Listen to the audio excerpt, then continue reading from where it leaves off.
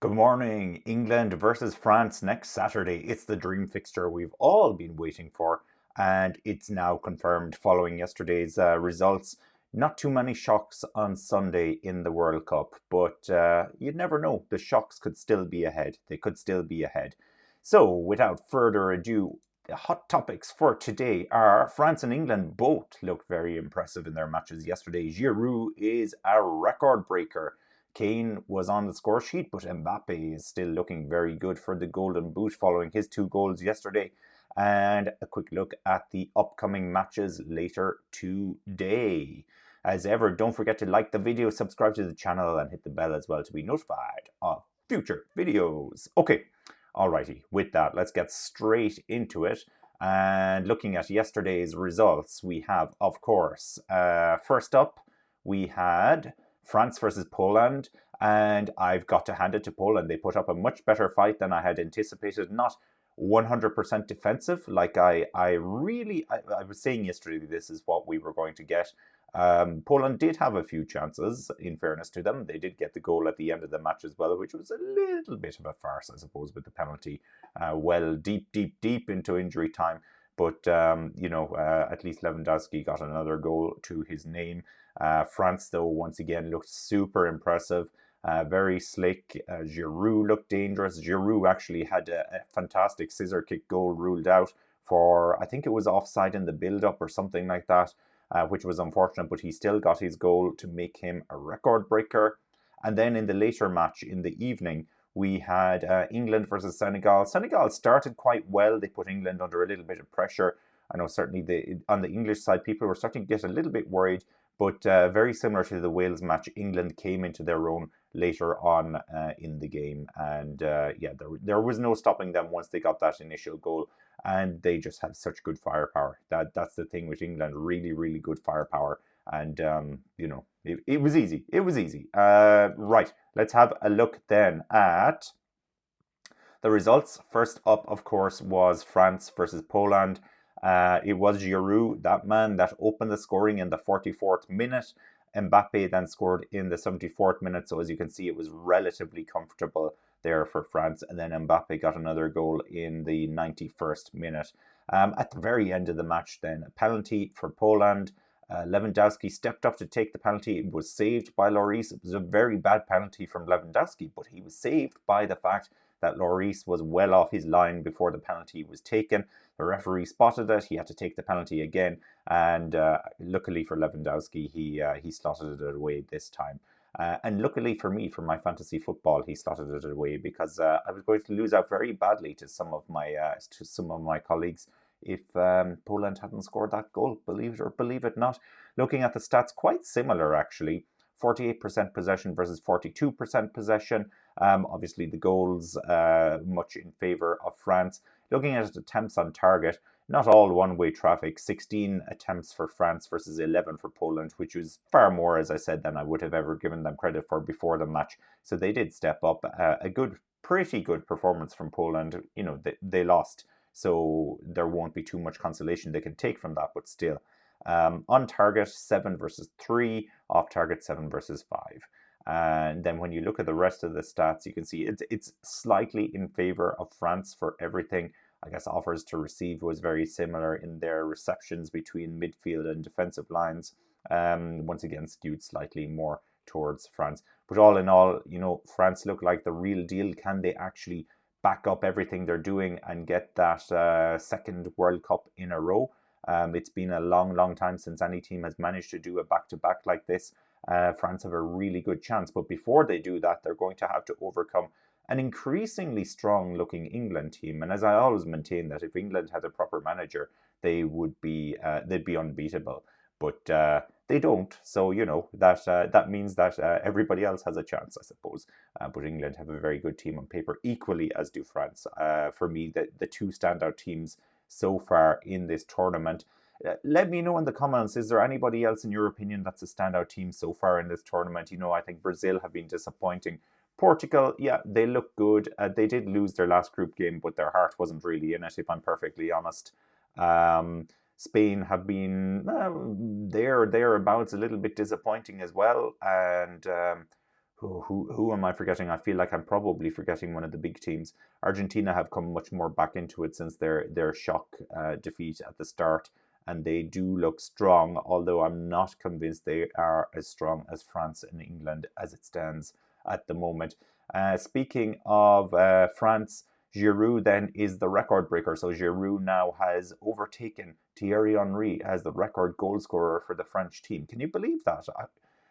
Giroud is he's the classic underdog. He has achieved so much in his career that you'd be shocked when you see all the stats that he has, all the different titles and everything else that he has won.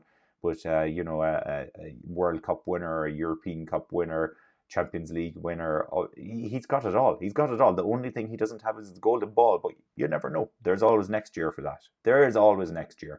That brings me straight on to the England versus Senegal. It was towards the end of the first half that England broke the deadlock. It was actually Jordan Henderson, of all people, that scored the first goal.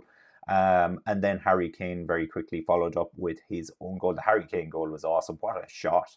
What a shot. The goalkeeper had no chance with that. And Saka then completed the scoring in the 57th minute. And from there, England just had to manage the game and see it out. Senegal did set up quite attacking at the beginning. I thought they had a few chances. They rattled England a little bit. I think they actually woke up England and made them, get themselves into gear and do what they needed to do to win this match. But disappointing. Obviously, African champions, they are now out of the tournament.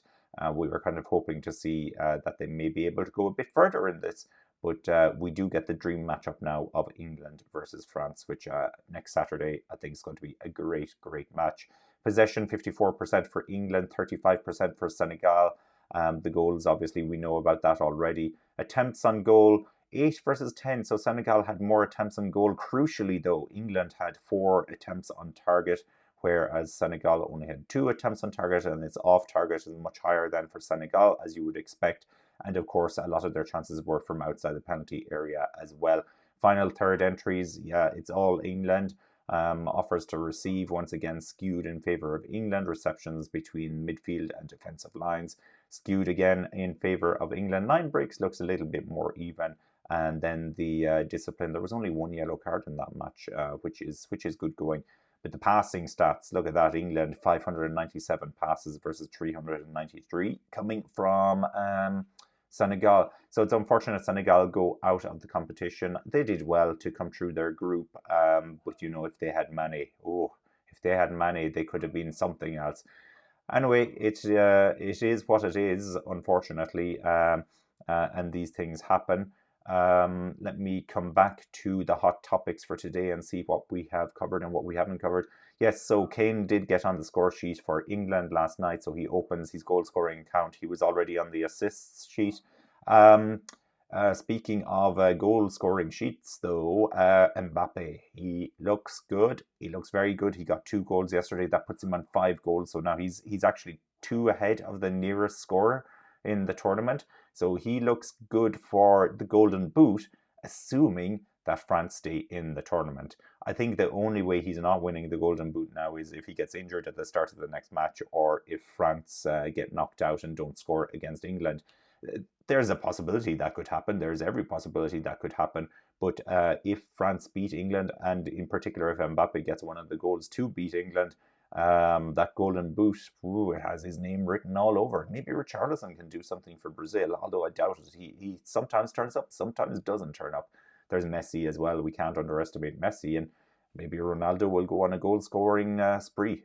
Stranger things have happened. I think it's unlikely, but stranger things have happened.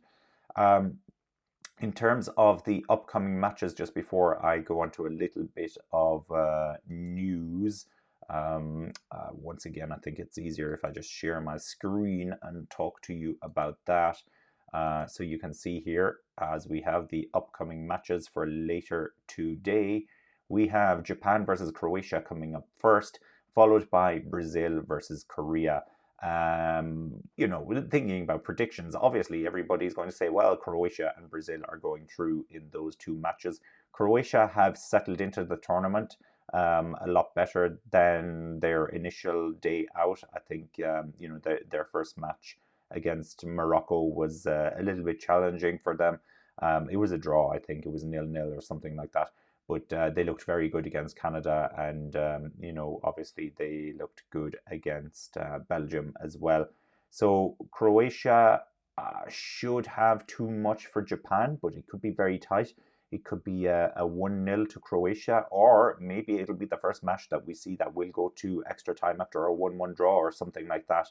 But I do fancy Croatia to just about sneak through on that. Japan are quite a team, though. They're all about the team spirit. And speaking of team spirit, we have a very similar occurrence then with the Brazil-Korea match. South Korea, they never give up. They are so exciting to watch. I really, it's funny to say that Korea have been the most exciting team in this tournament and Brazil have been the least exciting team in this tournament, potentially. There's certainly an argument to be made, but Brazil versus Korea, you would fancy Brazil to come through there as well. Korea won't make it easy for them, but I think Brazil will just have a little bit too much, probably a 2-1 or something like that for Brazil.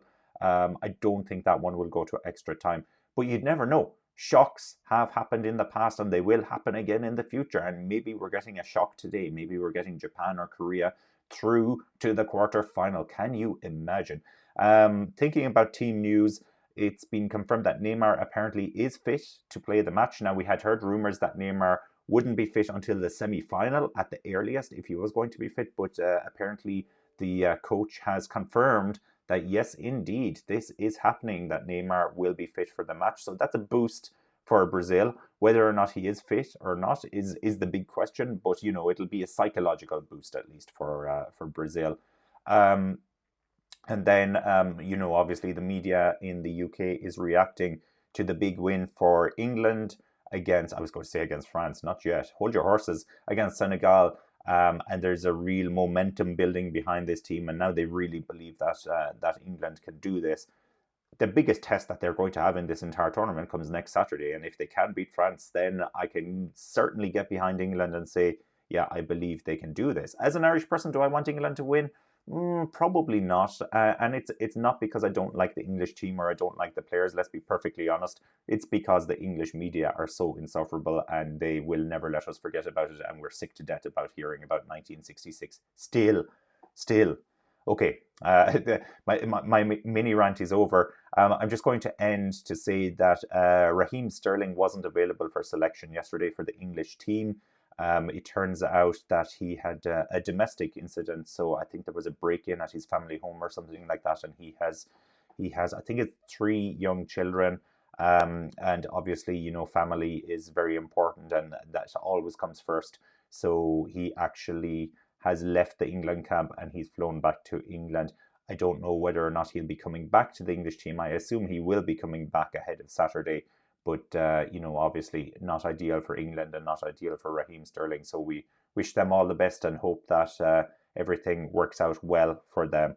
So I think that's just about it. A quick stop tour today on all the occurrences at the World Cup. It's much easier to cover it when there's only 2 matches happening. And when there's straightforward results as well, without too much controversy. Maybe we'll get controversy today, maybe we'll get drama. I kind of hope so. It would be good for this World Cup.